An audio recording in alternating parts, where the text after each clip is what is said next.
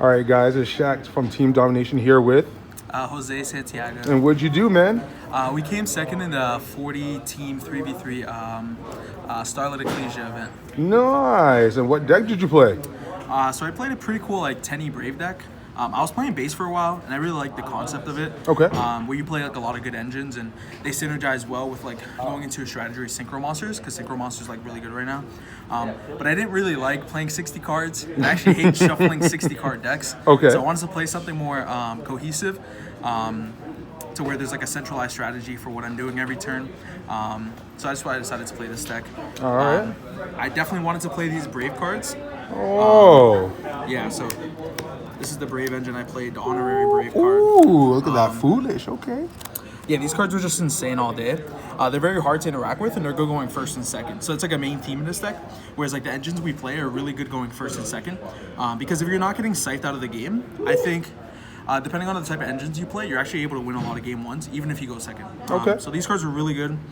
They also synergize well with cards like Vessel that we play, because you don't necessarily need to see Tenyi cards. You can see one of these, you can see Right, or even the Faithful Adventurer, or one of these cards. Okay.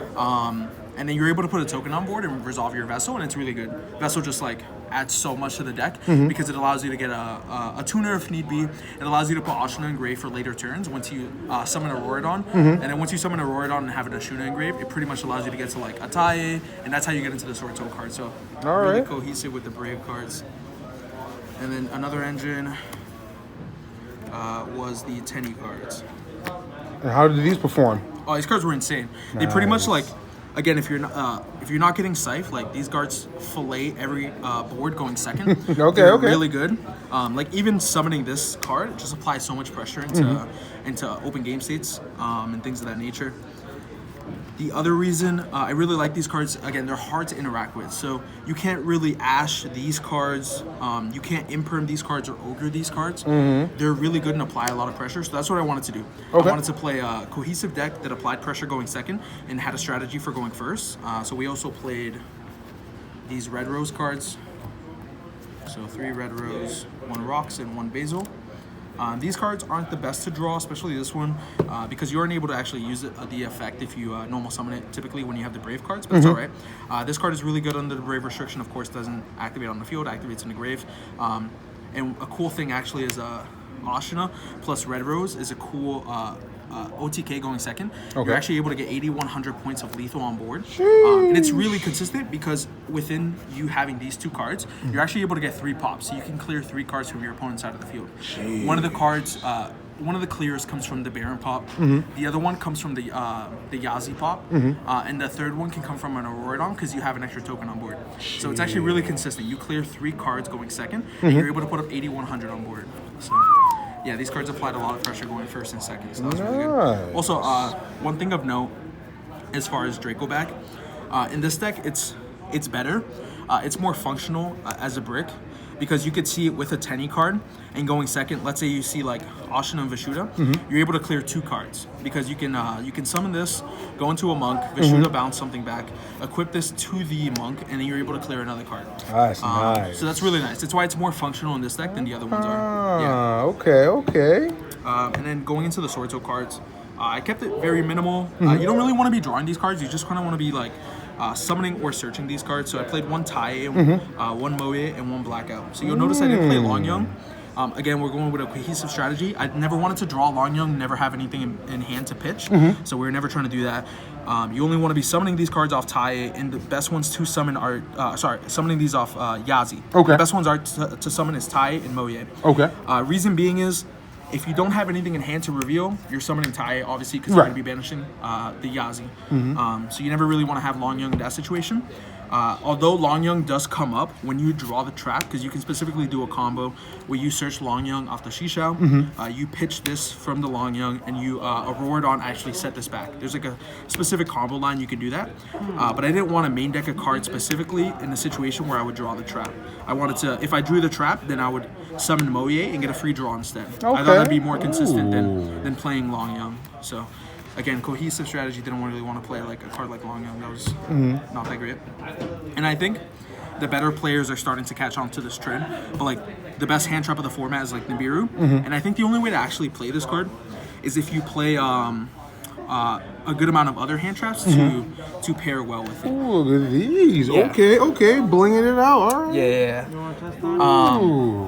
So basically, in the hands that you would draw 2 non-engine cards, you want to make sure they pair well together. And Nibiru pairs well with any of these other hand traps. That is true. So essentially, if you draw Nibiru with any of these other hand traps, you're pretty much in there. And I valued Nibiru so much, even though it conflicts with the Tenyi cards, that I thought it'd be good enough. So, and Nibiru doesn't conflict as much as it would in this deck because you are playing Vessel and things like Brave Engine. That is so true. Even if you aren't able to get like a Tenyi on board, you can stick a Brave token on the board and then resolve Vessel that way. So that'll be better. These hand traps were insane all day. I kind of wish I played a third Ash, but it is what it is. I'm already at 43. I didn't really want to go any further. 43. Okay. Yeah, and then we played these cards like Despot and Snow. Snow is when we send off Riser. There's like a line where you can Riser send this, and then use the Riser to make a second Hawk, so you go into Auroradon. And typically you go for that line when you have an Ashen in the grave, and you don't really care about summoning the 3 tokens without a Despot, because you're just going to Ashina summon out an Adara anyways. Yeah, so these cards were insane all day. I was really happy with the hand traps. And I wanted to play hand traps. Although like the cards are really good going second, you want to give yourself a chance against Scythe decks and against decks that set up like God boards going first. So the hand traps were really good all day. Would you change anything about the main deck?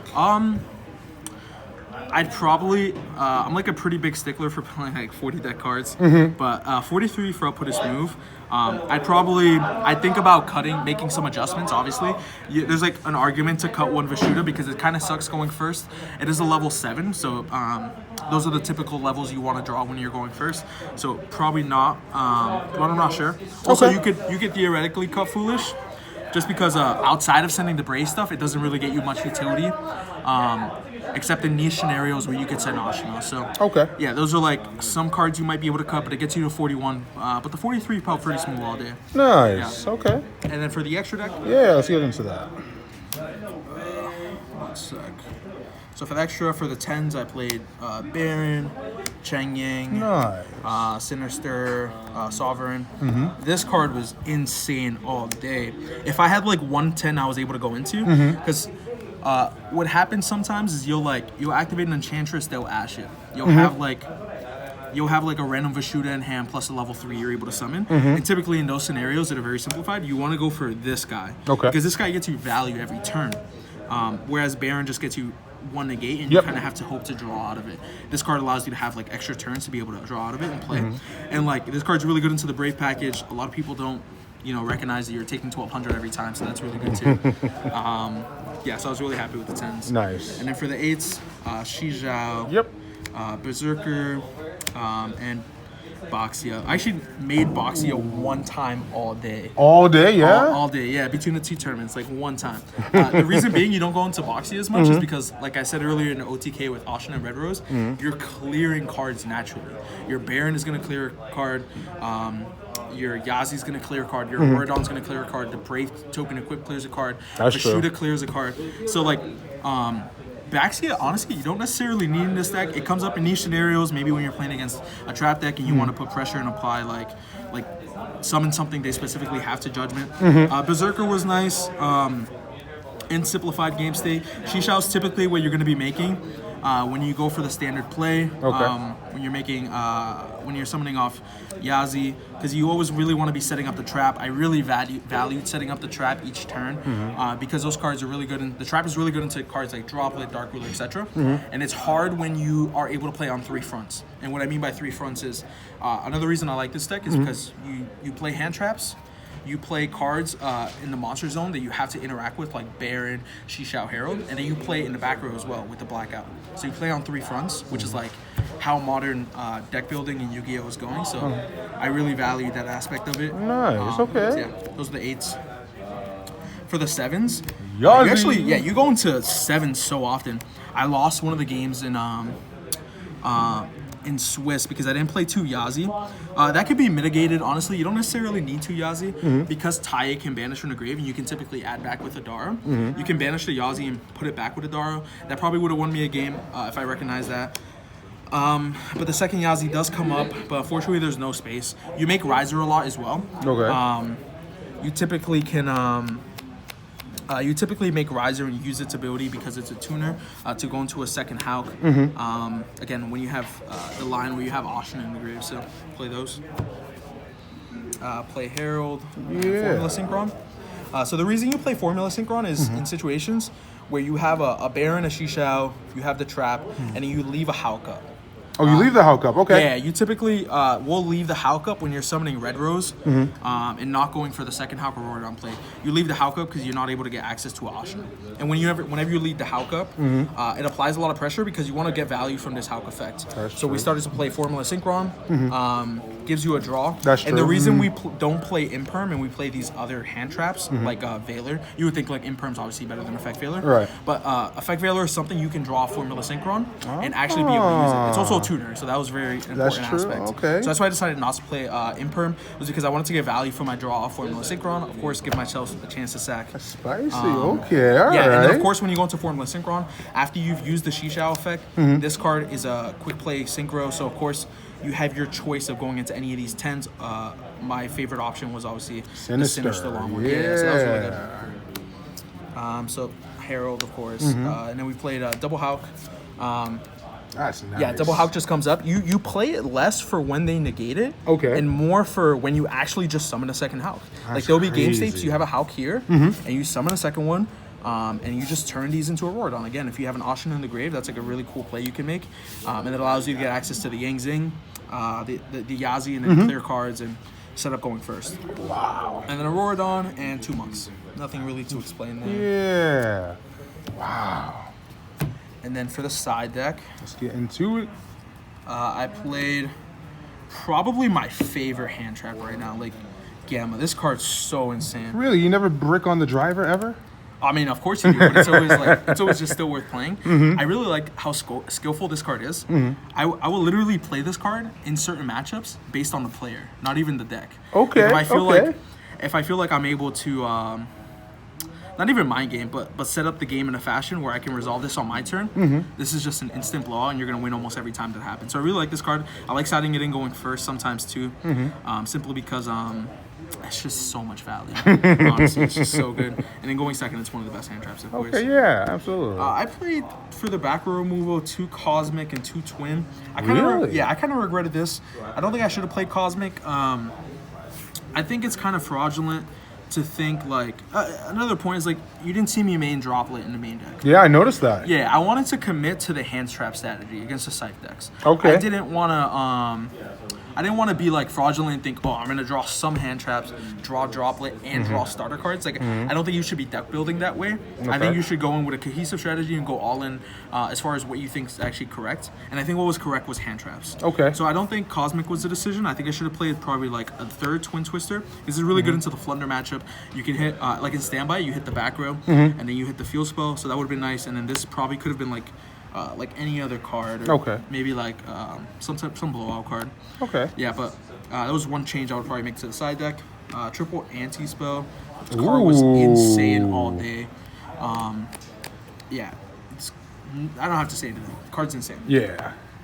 And then as far as the last 4 cards we played, I gotta know how did this perform, this bro? This card was insane. Was it? It was insane. Yeah. This is another one of those cards like Gamma. You would side in based on the player because a lot of people are main decking Ghost Spell, so you won't typically see players go for the play where they pop their Verte during the end phase to play around Super Poly because they don't want to lose to the Ghost Spell on the DP. And you can punish those players by Super Polying their life away.